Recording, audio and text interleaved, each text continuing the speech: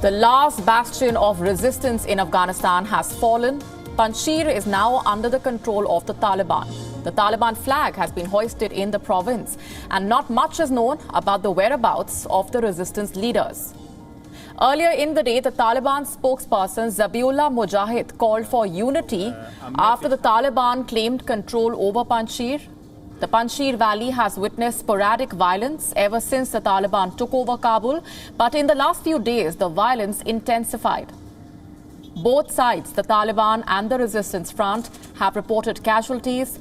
The Taliban also warned against any further attempts to rise up against their rule, saying that the war has finally ended. They published a video of their flag being raised over the governor's house there, cementing their hold on the anti-Taliban bastion.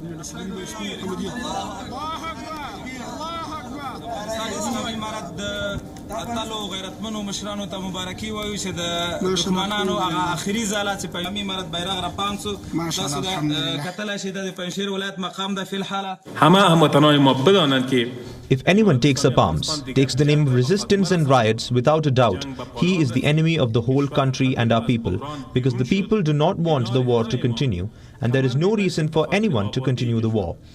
So the people need to know that the Islamic Emirate ended the war. And now we must all work for the prosperity and the preservation of freedom.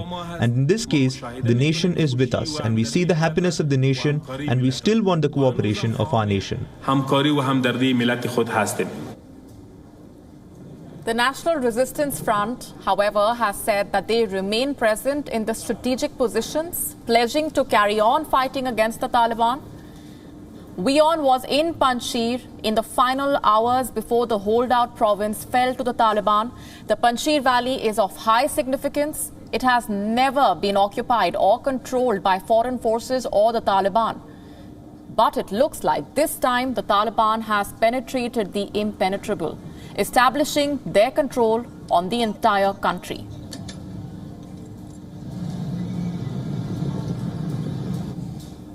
Our correspondent Anas Malik travelled to the last bastion of resistance, bringing us first-hand accounts of how the Taliban took over Panjshir. For more, let's go straight across to Anas Malik. Well, the Taliban have now claimed to have overrun the province of Panjshir, making it their absolute control in the country. Earlier, they had control on 33 out of 34 provinces in the country, and today in the morning we saw the Taliban claiming that. After that, videos emerging to corroborate their claim from Bazarak, from the provincial, the governor house of the provincial headquarters. We saw them going to the helipad as well, and then later followed was a press conference by Zabiullah Mujahid, the spokesperson of the Afghan Taliban, who has confirmed that the Taliban have overrun the province. Now, this claim was negated by the NRF, but with videos emerging, it became clear that Taliban's claim has weightage as well. Just yesterday, about 24 hours back, I was in Panjshir, and this is how it looked. The sign that you read behind me, it says "Goodbye Kabul." Beyond this, it's another 100+ kilometers till the valley of Panjshir. To be precise, 102 kilometers. It takes about 2.5 hours from this point to get to the valley of Panjshir. From Kabul border, Anas Malik travelled to the town of Charikar in Parwan province. The 1.5 hour drive shows the deserted streets with almost no people out on the roads. There were several checkposts with Taliban stationed in them. The entire lane is controlled by the Taliban. This closely guarded city has a significant crossroad. When one road leads to Panjshir, the other one goes to Bagram Air Base. Where I'm standing, it's in Charikar in Parwan province, en route to Panjshir. To the right, the place that leads to is where the negotiations between the Taliban and the Panjshiri men were taking place. To my left is the way that leads to the Bagram Air Base. The Bagram Air Base that was recently handed over to the Afghan forces and is now being controlled by the Taliban. To the right is Charikar, where negotiations between Panjshiri militia and the Taliban were taking place, which now stand at a pause, and the reason that has led to the resumption in fighting. Roughly 30 minutes from Charikar, nearly 2 hours from Kabul, lies the district of Jabal-e-Sarraj in Parwan province. It is surrounded by the high peaks of mountains and is a historic village of Afghanistan. This place is known for the anti-Soviet war resistance. It houses a famous and unique graveyard known as the Red Army Tanks Graveyard, a brown landscape strewn with decaying tanks and equipment, abandoned by the Soviets back in 1989 at the end of their decade-long failed invasion. This place is famously known as the graveyard of Soviet tanks. On the highway from Kabul to Panjshir is a place called Jabal-e-Sarraj. It's roughly 2 hours from Kabul. The place is known as the graveyard of Russian tanks. Tanks like these can be found here in abundance. This is the same place that has seen and witnessed immense and intense fighting just in the past few days. Both the Panjshiri side and the Taliban have suffered major losses over here. This place is now under the control of the Taliban. After departing from Jabal-e-Sarraj, we travel towards Shotul, the village which lies at the entrance of Panjshir Valley. The route to this village lies on the banks of Panjshir and Rocky Mountains of the other side. Scores of vehicles with armed Taliban have lined up till the entry gate of the valley. Our reporter got off on the road and talked to some of the Taliban fighters to find out the ground situation. We are standing in the first district of Panjshir known as Shotul. 24 hours back the enemy was here and we were fighting. And now the enemy has fled. And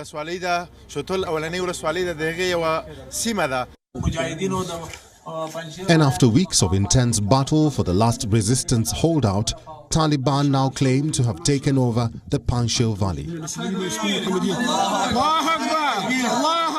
With the fall of Panjshir, Taliban now control the entire country, the entire 34 provinces within Afghanistan.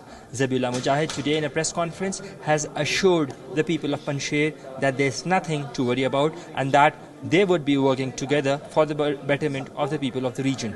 Anas Malik in Kabul, Afghanistan for WION World is One. 3 weeks after the fall of Kabul, it looks like the Taliban have taken over the entire country. Panjshir has fallen and the resistance is crumbling, but the National Resistance Front has not accepted defeat yet. The leader of the resistance, Ahmad Massoud, calls for a national uprising against the Taliban. In an audio message sent to the media, the National Resistance Front commander Ahmad Massoud said, and I'm quoting, "Wherever you are, inside or outside, I call on you to begin a national uprising for the dignity, freedom and prosperity of our country." Massoud also slammed the Taliban. He said the National Resistance Front had declared an end of hostilities, respecting the call by the Council of Ulema, but this resolution was discarded by the Taliban. He also mentioned foreign mercenaries supporting the Taliban. The whereabouts of Ahmad Massoud and other leaders like Amrullah Saleh are not known. The resistance commander blamed the international community for providing the Taliban with the opportunity to gain political legitimacy. The resistance says that the Taliban not only remain the same, but have become more vicious, cruel and discriminatory.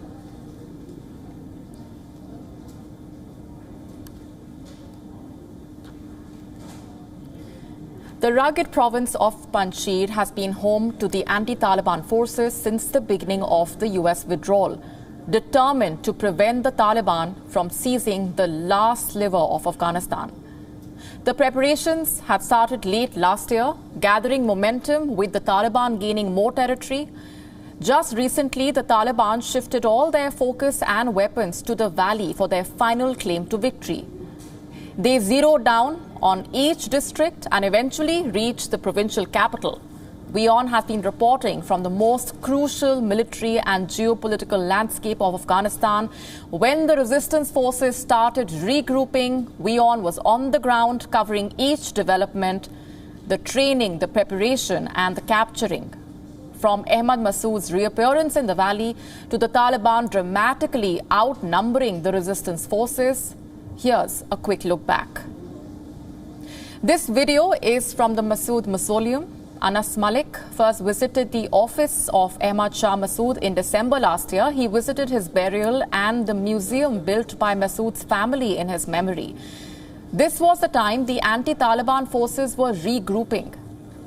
Cut to the present day now, our correspondent went there again to find a deserted museum with no pictures or furniture there.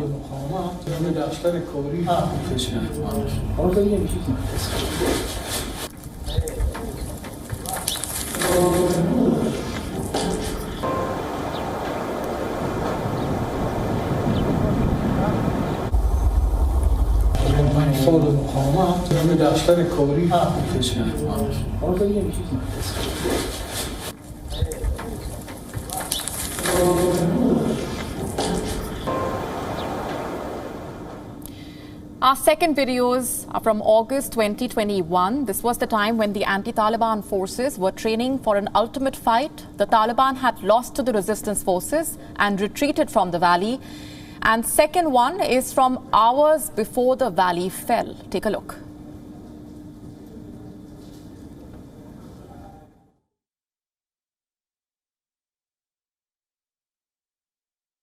Our youngsters are training to fight. We are doing this so that our country can be defended because our leader Ahmad Shah Massoud did the same for his country. All the youngsters are doing this because of their love and commitment to the soil. I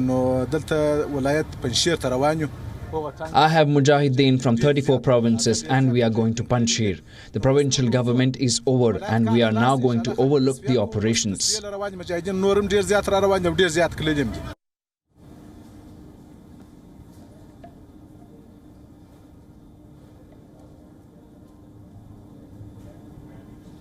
This last video shows the stark difference when it comes to the valley's face. This shows the entrance gate of the valley. It was once decorated with posters of guerrilla commanders and anti-Taliban fighters, and now all these posters have either been taken off or torn.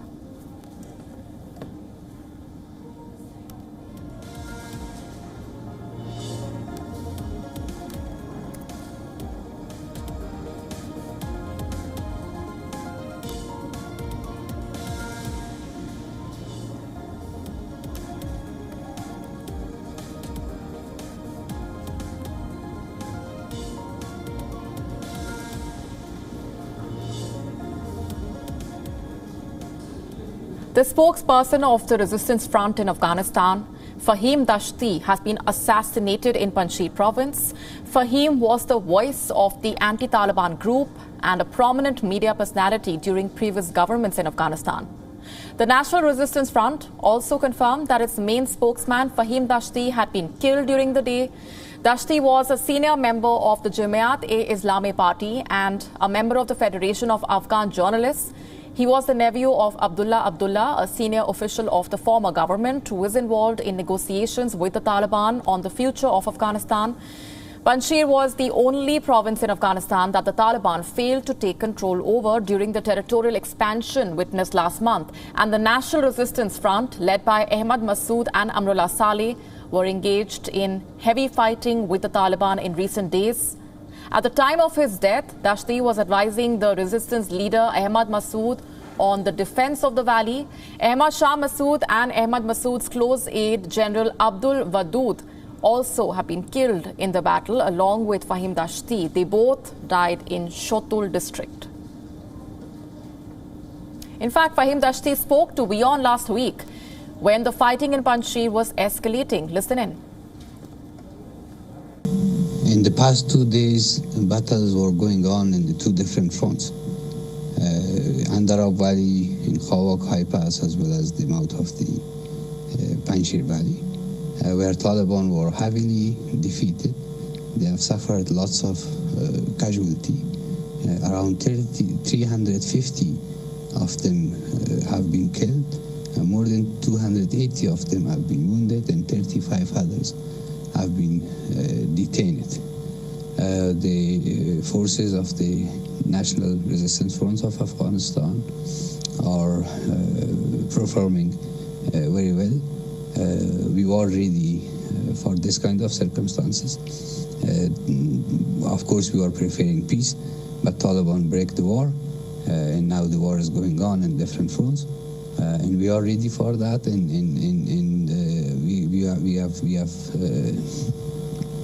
we already shown that we are capable to defend our positions, but this will not be only to defend Panjshir. This is the first period of war. Later on, the war will be expanded in other fronts. Back in September 2009, Dashti had survived a suicide attack that killed Masood's father, Ahmad Shah Massoud, which was just days before the September 11 attacks in the United States. Fahim had been one of the main sources of updates from the valley as the Taliban pressed in on opposition forces. He always issued a defiant series of statements on Twitter, vowing that resistance would continue.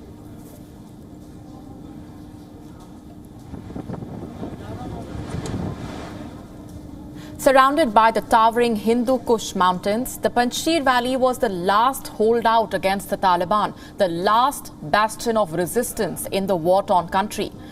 The valley has been of symbolic value in Afghanistan, resisting occupation by invaders for more than a century.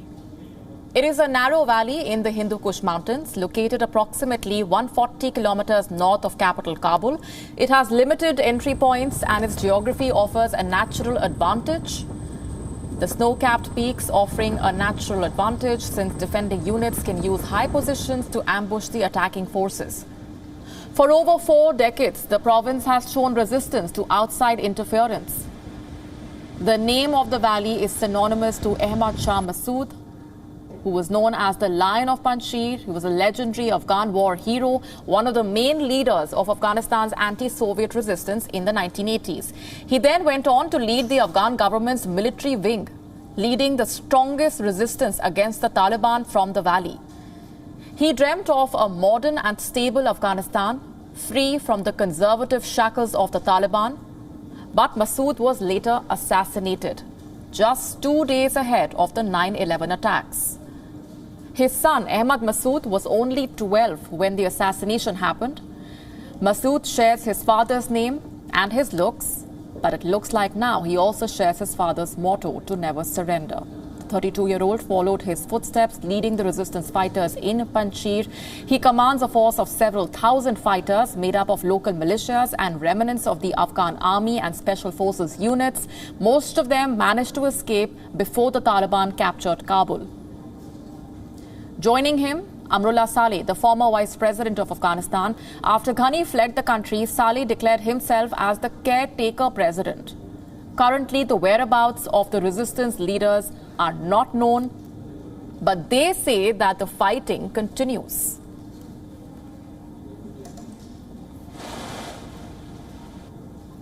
WION now available in your country. Download the app now. Get all the news on the move.